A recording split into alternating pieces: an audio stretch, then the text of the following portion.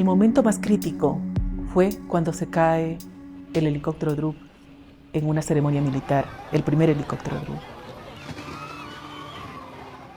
Realmente comenzó a ser una persecución.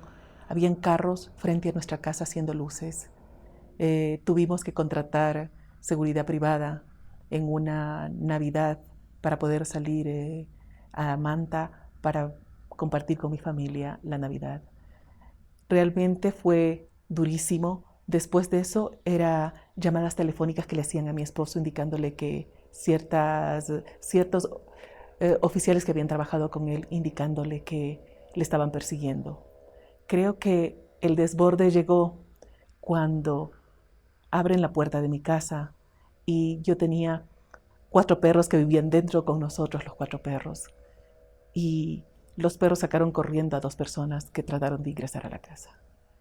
Fue tan crítico que le comencé a pedir a mi esposo que nos vayamos del país. Le dije, vámonos, aquí te va a pasar algo.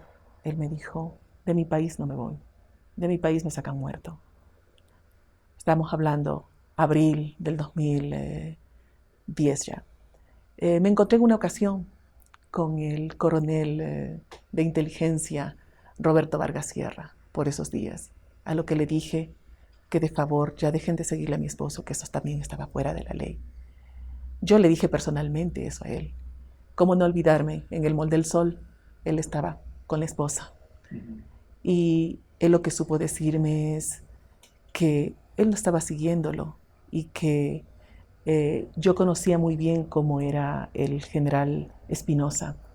Y más bien lo que yo tenía que hacer era salir a la prensa a denunciar. Realmente fue duro. Yo creo que eso fue el mayor impacto para mí. Saber que esa persecución a mí sí me dio susto. Cuando llegué le conversé a mi esposo todo lo que, mis miedos y mis sustos, me dijo, no se preocupe, mi hija, solo me van a seguir, no me van a hacer daño. Yo lo veía muy intensa esa persecución, yo sí tenía miedo. Ya había pasado, ya se había firmado el contrato, ya habían llegado los helicópteros Drup, ya se había caído el primer helicóptero Drup y estaban en ese proceso de hacer el juicio político que fue el 3 de febrero del 2010. Por eso acentuó que desde esa fecha fue mucho más fuerte la persecución que tuvo. A partir después del juicio político que hubo a Javier Ponce, ese intento de hacer juicio político que no se dio trámite. Eso sí, comenzaron a haber llamados, esas llamadas que le decían a mi esposo, mucho más, una llamada que hubo desde, dice la policía que era del penal García Moreno, le llaman justo unos días después del 10 de febrero, del 10 de febrero del 2010, cuando se celebró el Día de la Aviación de Combate en Manta, o casualidad, no sé si eran casualidades o realmente nos querían asustar de verdad.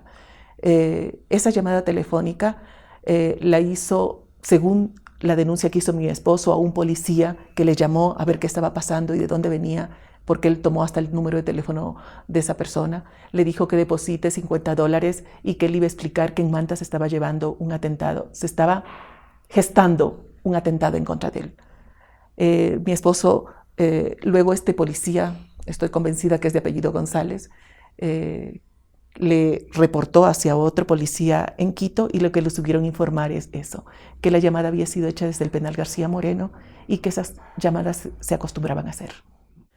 Mi esposo llegó a enfermarse. Creo que él, por darnos esa fortaleza y contener, me imagino de una u otra manera, para poder contenernos y a la vez contener él mismo, ¿sí? Su miedo, porque creo que las persecuciones sí provocan miedo de una u otra manera. Se enfermó. Estuvo su último año, su ficha médica lo puede reportar. Sufrió alta depresión, estaba controlado con medicamentos. Nunca había sufrido depresión alta. Y bueno, yo creo que de una u otra manera también afectó a la familia. Mi esposo nos reunió un día y nos dijo que de favor tenemos que tomar mucho más seguridad, mucho más precaución en todo lo que hacíamos.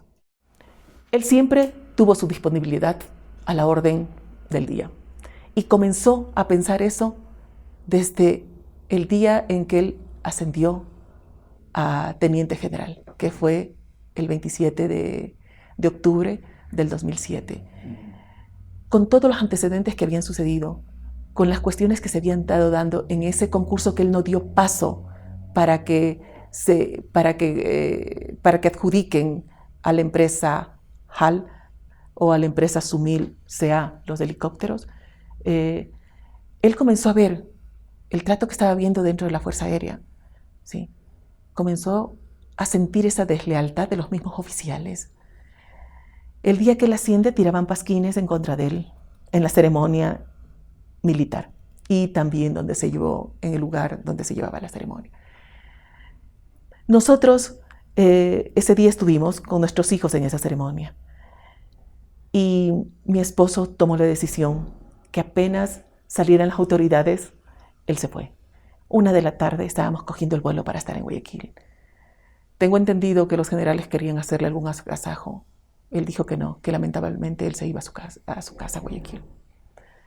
Empezó esa persecución de saber que los mismos oficiales de la Fuerza Aérea daban información del comité de contrataciones a los diferentes vendedores de armas.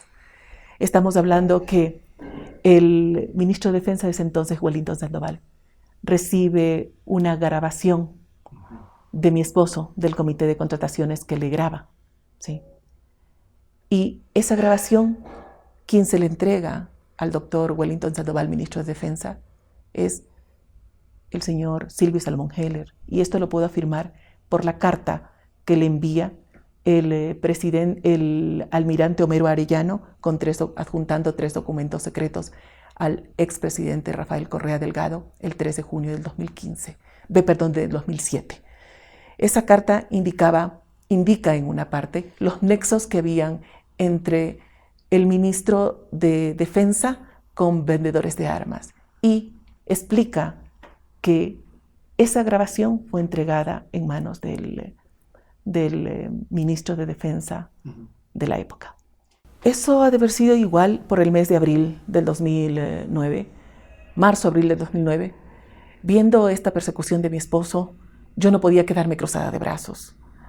Entonces, alguien me dio el teléfono del ingeniero Fabricio Correa y le llamé y le dije que yo tenía una documentación para que le haga llegar a su hermano, el presidente de la República, Rafael Correa Delgado. Y él dijo que sí, que estaba dispuesto, me dio la dirección de su oficina y yo ya estaba saliendo a entregar esa documentación y mi esposo me pregunta que a dónde iba, a lo que le dije que yo iba a entregarle la documentación al señor a Fabricio Correa, hermano, el expresidente de la República. Y mi esposo me dijo, mija, ¿para qué le va a entregar la documentación? Si yo personalmente hablé con él y él no ha hecho nada. Realmente eso me desarmó. Me dejó con la única posibilidad que podía de participar y de ayudar para que ya basta de esa persecución que le estaban haciendo a mi esposo. El crimen fue el 19 de diciembre del 2010. Mi esposo primero trabajaba en el Wickham College de la UES, daba asesoría, ¿sí? Trabajaba los fines de semana y 2 días de lunes a viernes también asistía a la universidad a dar asesorías por horas. Lo sorprendente fue que cuando mi esposo era día sábado y mi hija fuimos a comer afuera, golpe de 5 de la tarde, llegamos golpe de 6 a la casa y mi hija dice, papá, tengo una fiesta de Navidad del gimnasio, por favor, ¿me puedes llevar? A lo que mi esposo le dijo, mi hija, mañana tengo que dar asesoría, estoy cansado, vaya usted sola. Él era un padre que siempre iba a dejar a sus hijos a las reuniones y los traía, no le importaba la hora. Pero ese día dijo que estaba cansado y que no. Le estuvimos esperando, los dos despiertos. Mi hija llega a golpe aproximadamente 2 de la mañana a la casa y sentimos que mi hija gritó, un grito bastante fuerte. Mi esposo se levanta, nos levantamos los dos. Mi esposo me dice, quédese aquí. No le hice caso. Él bajó corriendo. Cuando estaba en el umbral de la puerta de mi dormitorio, oí el disparo y salía mucho humo que subía por las escaleras. Corrí. Al llegar a la mitad de las escaleras, vi a mi hija frente a las escaleras. Mi esposo estaba en el estudio, en la parte de la entrada del estudio de la casa, y un hombre saliendo por encima de él, que salía como que si no había hecho nada, con una tranquilidad tremenda, por encima del cuerpo de mi esposo. Ese día y ese rato que veía eso, lo único que se me vino a la mente es toda la persecución que mi esposo había sufrido. Corrí, bajé, corrí desesperada, abrí la puerta. O sea, la puerta estaba abierta, yo corrí y gritaba que me ayuden y que les cogieran a esos individuos que estaban allí. Salió un vecino, hizo unos disparos al aire. Lo único que tenía en mente era que cojan a esos individuos que habían entrado a mi casa. A los pocos minutos ingresé a la casa. Mi esposo me dice, mija, no siento las piernas. Mi hermana ya estaba abajo porque le había pedido una toalla porque se estaba desangrando y tenía una toalla puesta en su pecho, en su hombro derecho. Y me decía mi hija, no siento las piernas. Llame al 911. Esas fueron sus últimas palabras. En los 10 días que estuvo agonizando en el hospital, no habló. Pero los policías que le pusieron para resguardarle solo querían confirmar si mi esposo hablaba o caminaba. Entraban a cuidados intensivos donde estuvo mi esposo 10 días y solo querían saber eso. Yo estoy convencida de que ese era el único objetivo de ellos, no cuidar, sino verificar si mi esposo en algún momento dado podía hablar. Más bien, la familia pidió ayuda al almirante Arellano porque estábamos seguros que mi esposo los había visto de frente a las personas que habían ingresado a mi casa y pensábamos que de un momento a otro podían venir al hospital, hacer lo que no pudieron hacer, matarle instantáneamente. Cuando yo llego al hospital con mi esposo, primero a la clínica Kennedy, pero ahí no tenían cirujano. Llego al hospital Luis Bernaza, donde se alojó los 10 días mi esposo, y llegó gritando que se estaba muriendo y que los militares eran los responsables. Gritaba desesperada. Entró mi esposo a ese lado donde, me imagino, donde le hicieron las primeras observaciones de lo que tenía. Y desgraciadamente, después de 10 días y después de la última operación, de sobrevivir a 6 ataques cardíacos de la última operación, muere. Pero lo triste fue cuando sale a la luz el ministro del Interior, el señor Vera Rata, Alfredo Vera Rata, haciendo una rueda de prensa junto con el comandante general de la policía de ese entonces, creo que de apellido Hurtado, y el fiscal Astudillo, que llevaba la causa, indicando que era un delito común, que por robo habían hecho mucho más. El señor Alfredo Vera Rata fue capaz de decir que era mi marido el que había salido a dispararle a los individuos que habían ingresado a mi casa.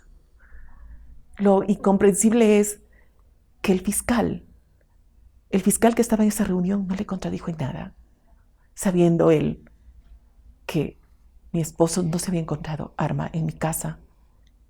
A mi marido no le encontraron armas en sus manos. Además que nunca hicieron la prueba de parafina a mi esposo para ver si de verdad había. Nunca hicieron las pruebas suficientes, a tal grado que a través de las investigaciones del perito Mesa sabemos ahora que la bala que entró y salió del cuerpo de mi esposo que encontraron en mi casa fue cogida con las manos por el mismo fiscal, contaminando la evidencia. En el transcurso de la investigación no se hizo una prueba de balística. Trataron de confundir con dos casos, el caso Gabela con el caso Cúñez. Mucho más no se hizo la dirección de la bala. Yo veía cosas extrañas, como cuando le fui a reclamar al señor fiscal que llevó el caso. Le dije, por favor, dígame qué está pasando, porque no se investigue y no hay nada. Sí.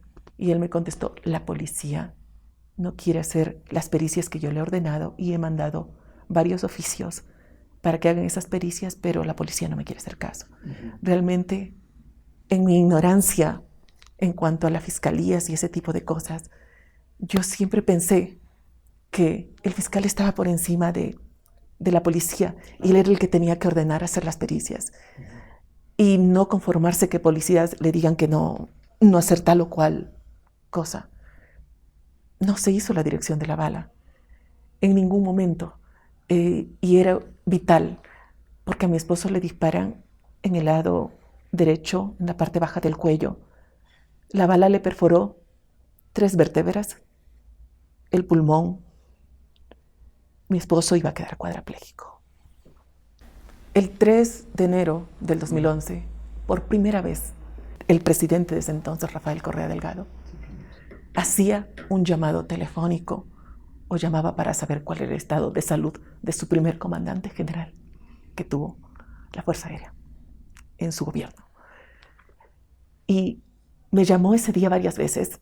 Yo estaba haciendo trámites que se hacen en el banco después de que muere una persona, cerrando todo lo que... Estaba en el banco y le dije a la secretaria que no, me dije, está en el banco, por favor deme una hora. Y casualmente le dije, bueno, 5 de la tarde está bien para que llame. Llamó un poquito más tarde y el presidente me dijo que lamentaba mucho en el asalto en el que había perdido la vida el general Ávila. Después de haber vivido todo lo que había vivido antes, le dije, señor presidente, aquí no se robaron ni una sola aguja. Él me dijo que no quería discrepar. Y bueno, así continuó la conversación porque también denuncié a él personalmente la persecución que había sufrido mi esposo. Le denuncié a él que mi esposo había reportado al jefe de comando conjunto, al almirante Arellano, su seguimiento. Pero bueno, creo que, y más aún, en esa grabación también el compromiso del señor presidente de la República de investigar el asesinato. Más aún, él dice que él nombró comandante general a mi esposo por su capacidad, por sus dotes, que creo que no le sirvieron de nada cuando tuvo que elegir entre el general Gabela y darle el pase a un general. Antes del comité, el marzo del 2012, habló con el señor ministro del Interior, José Serrano. Hablé, le llevé algunos documentos de pruebas y él dijo que iba a investigar. Nuevamente pido reunirme con el señor ministro del Interior en julio del 2012, algunos meses después de la primera conversación. Hablo con él y él me dice que desgraciadamente no había podido investigar porque le había mantenido muy ocupado el caso Quinsaloma. Ese día decido hacer una carta al presidente de la República, al jefe del Comando Conjunto, al comandante de la Fuerza Aérea Ecuatoriana, al ministro del Interior, al ministro de Seguridad, al ministro Carvajal, que en ese momento era ministro de Defensa, y les dije que le iba a publicar inmediatamente, después de entregarles. Tengo la recepción de cada uno de ellos. Y a las 7 de la noche recibo un llamado del secretario del presidente, un doctor Leonardo Berresueta, y que me dice que si yo quería entrevistarme con el presidente, a lo que le dije sí. Entonces, esa reunión fue el 12 de julio del 2012, pocos días. Y a lo que me reúno con él, hablo con Correa, estaban los ministros del Interior, estaba la señora Joana Pesantes, estaba el señor Berresueta, estaba Carvajal, estaba Arellano, estaba este señor que estuvo en el 30S, creo que se llama Francisco Latorre. Y bueno, le expliqué al presidente todo lo que estaba pasando. Le dije que en la primera ocasión que yo había hablado con el señor Serrano, él me habló de que lo de mi marido era sicariato. Entonces el presidente le dijo, Pepe, ¿por qué no me has dicho que lo del general Gabela era un sicariato?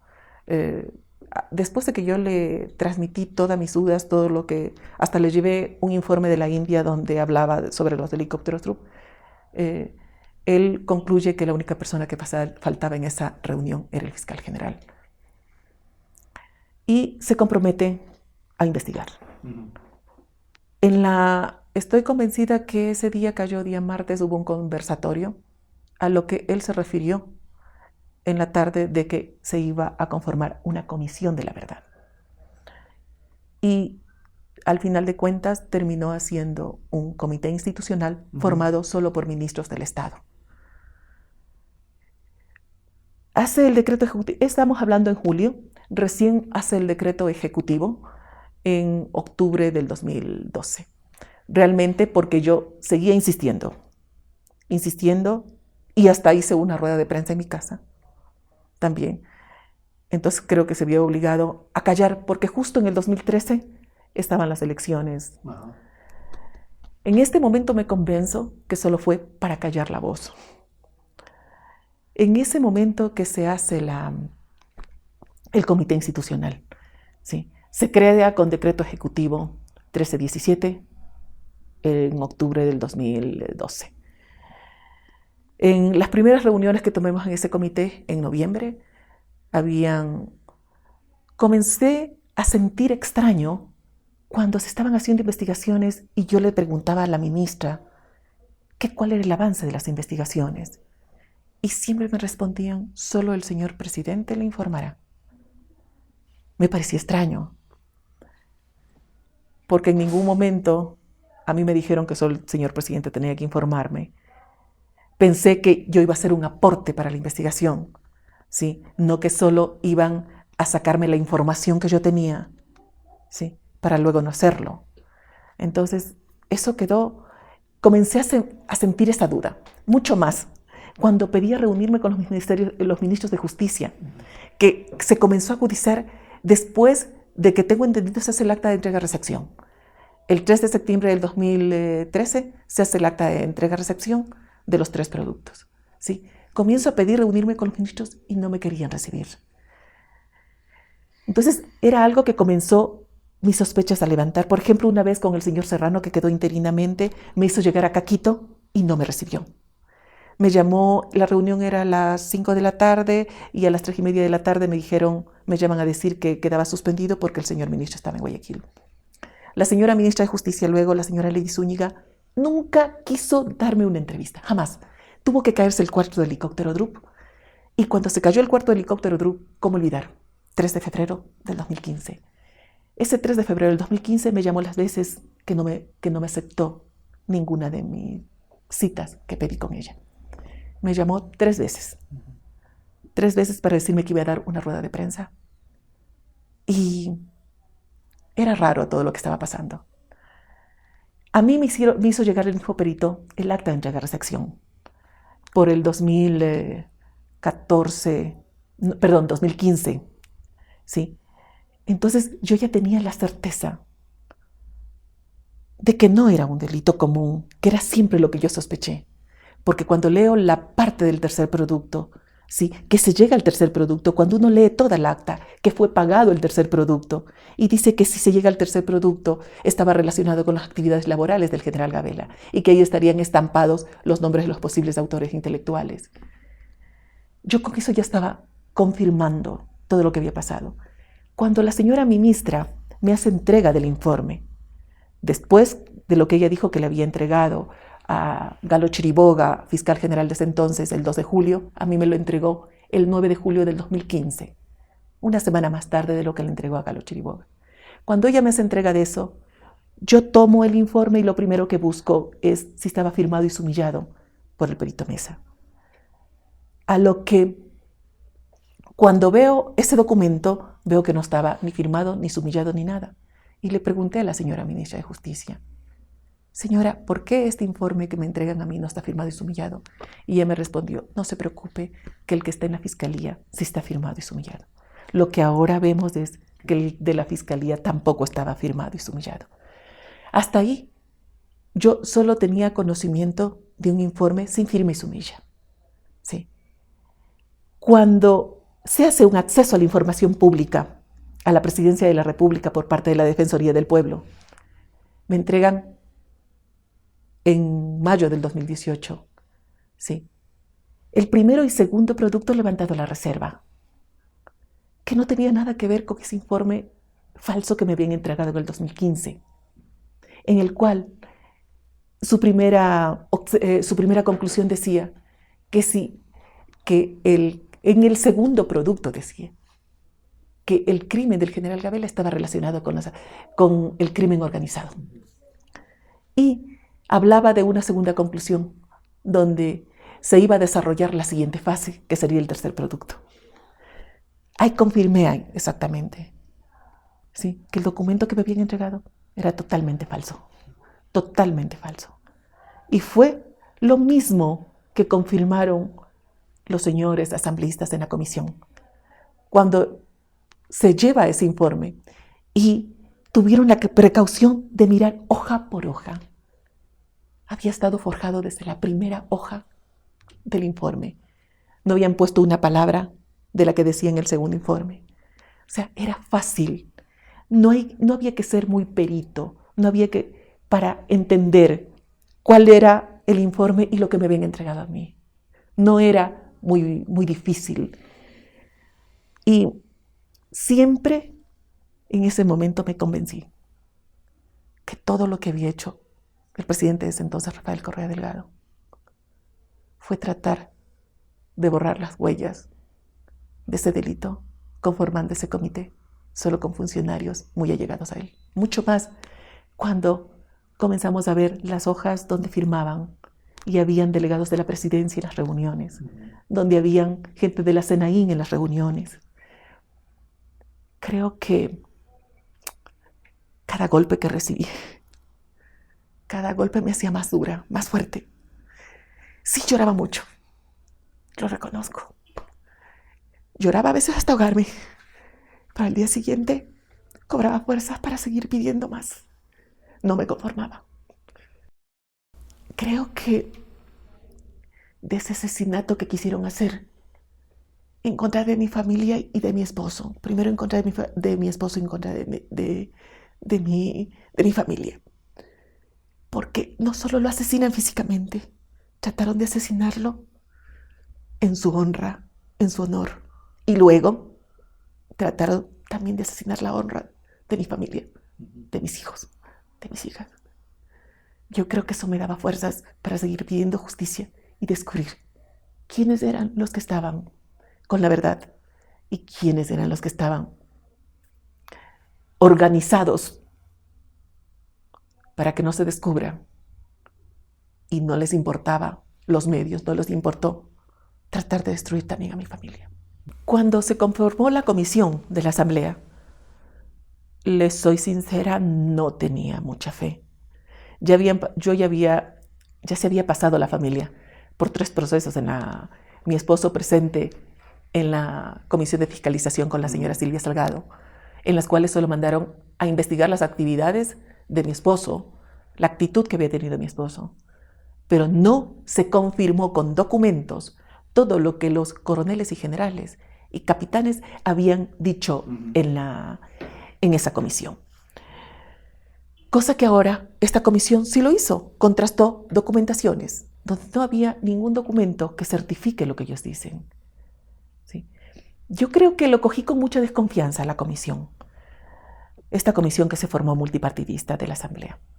Pero luego fui recobrando confianza cuando se permitió tanto que la veeduría ciudadana como la veeduría de la familia hagan sus preguntas a los que pasaron, todos los testigos que pasaron por la comisión o todos los que fueron llamados. Realmente eso fue clave, porque nos permitió, ¿sí?, con nuestra documentación, contrastar y preguntarle a las personas que estaban asistiendo a lo que cayeron en muchas contradicciones algunos. Yo creo que lo más importante, la única pieza que a mí me faltaba para este rompecabezas fue las declaraciones del periodista investigador Cristian Zurita. Yo estaba convencida que la persona que había entregado a la prensa el 2 de abril del 2008 a Expreso al investigador Cristian Zurita, estaba convencida que era el capitán Gavilanes, que firmaba ese documento, que no existía en los registros de la Fuerza Aérea. Y fue sorprendente para mí descubrir a través del periodista que quien le entrega la documentación a él, ese documento, fue el representante legal de la empresa que vendió los helicópteros Drup, la empresa Sumilce, el señor Juan Cortés, cuya esposa tenía el 20% de acciones en la empresa Sumilce. Realmente eso sí, ataron, era el único hilo que faltaba en lo que llevo investigado todo este tiempo. Y creo que mi esposo se fue con ese hilo sin poder descubrir también. Ese hilo que la persona jamás se hubiese imaginado, mi esposo, que quien entregó al señor Zurita el documento era el señor Juan Cortés, representante legal de la empresa Sumil, sea que vendió los helicópteros. Lo sospeché siempre. ¿Quiénes están atrás? Solo lo confirmé el día en que vino el perito y declaró a la fiscalía, y luego cuando tuvimos una conversación personal que me dio nombres. En el transcurso de toda la comisión, yo sentía que ella trataba, cuando hacía sus preguntas, de inducirles a que hablen en contra de mi esposo, a las personas que estuvieron allí, sobre todo a los militares. Lo que me permitió a mí, ¿sí?, hacerles recuerdo a cada uno de esos oficiales momentos exactos, fechas exactas, ¿sí? Y tuvieron que terminar reconociendo que hasta la grabación entre el coronel Vargas y el general Gabela, ellos la habían recibido a través de la Secretaría General de la Fuerza Aérea y que habían dado trámite para que suba a un órgano superior. Más aún, yo le pregunto al general que dijo eso, que primero lo negó con la pregunta de la señora Guiñaga, ¿sí? Cuando yo le hago la pregunta, él confirma que sí recibieron esa grabación y que sube al órgano superior, que era el Comaco. A lo que yo le pregunté también por qué subió al Comaco, si era algo legal que primero tenían que llevar a la fiscalía donde estaba investigándose el asesinato del general Gabela, porque todavía estaba abierta la investigación, porque él mismo dijo que eso subió en septiembre del 2011 y la investigación estuvo abierta hasta octubre del 2012. Entonces él dijo que su órgano regular era el Comaco y que había subido para la calificación de la promoción 29 a tenientes generales. Eso, por ejemplo, yo tengo que agradecerle mucho a la señora Guiñaga. Es algo en que me permitió, ¿sí?, encararlos de frente. Lo más duro para mí fue mirarles, que sigan destruyendo la honra de mi esposo sin documentos. A lo que sí tuve en impasse con uno de los asambleístas, porque les dije, ¿cómo se permiten que vengan aquí a hablar en contra de mi esposo sin documentos? Entonces al día siguiente les mandaron un comunicado que presenten la documentación que ellos tenían. Yo le agradezco porque dentro de todo lo que cabe, ¿sí?, ese aporte que ella quería inducir, como le dije temprano, para que hablen en mal de mi esposo, me dio la oportunidad de que realmente lleguen en contradicciones y que se vea delante de todos los comisionados, quién mentía y quién decía la verdad. Estamos convencidos que, como se dijo ayer, pase lo que pase, llegue a donde se llegue esta lucha, no vamos a recuperar a mi esposo. Pero como familia queremos precedente para que nunca más vuelva a suceder un caso Gabela, que nunca más vuelva a haber coimas dentro de Fuerzas Armadas y que por el poder económico se pueda llevar al asesinato de personas inocentes. Yo creo que lo más importante en la sociedad es ese precedente. Además, creo que el ecuatoriano en estos momentos está ansioso de verdad. Esa verdad que no nos ha llegado todavía. Hay tantos casos de corrupción por descubrir. Y la justicia tan estancada, tan dormida. Y creo que ahorita empieza esa batalla de la justicia que tampoco va a ser nada fácil. Y lo único que queremos es verdad. Yo creo que queremos esa verdad por la tranquilidad de la familia, de mis hijos. Y porque después de todo, lo único que mi esposo nos heredó fue un buen nombre. Porque muchos vendedores de armas trataron de comprar la conciencia de Jorge Gabela. Y él siempre les dijo a estos vendedores de armas: lo único que le puedo dar a mis hijos es educación y un buen nombre.